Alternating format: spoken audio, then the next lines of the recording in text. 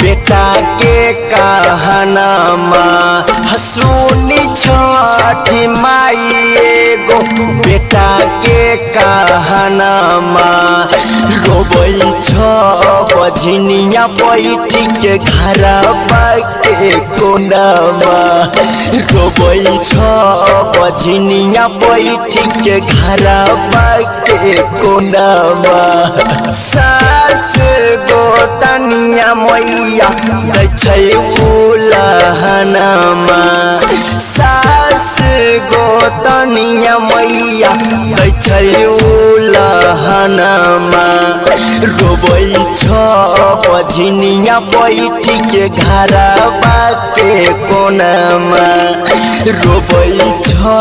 बझनिया बैठी के घरवा के कोनमा।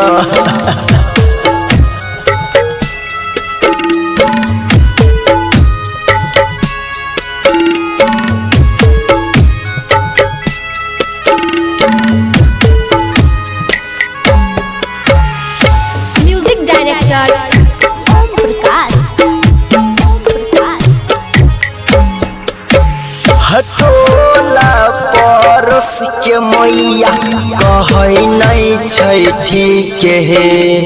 टोला परस के मैया कहै नै छै ठीक हे अचारा पसारी मैया मांगै छी भीख हे अचारा पसारी मैया मांगै छी भीख हे सास ननद मैया दै छै उलहनमा सास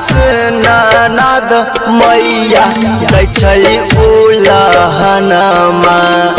गोदिया में दई दाना हमारा ललनमा रोबै छ बझनिया बैठी के घरवा के कोनमा।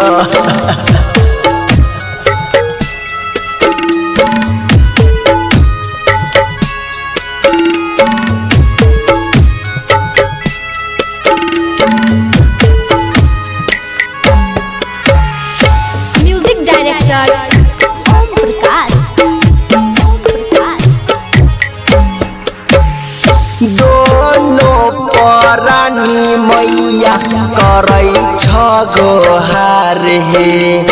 दोनों परानी मैया करै छ गोहार हे एगो ललन खातिर पनिया में छछार हे एगो ललन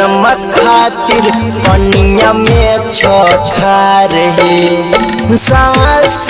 गोतनिया मैया दै छै उलहनमा सास गोतनिया मैया दै छै उलहनमा गोदिया में दई दाना एगो ललनमा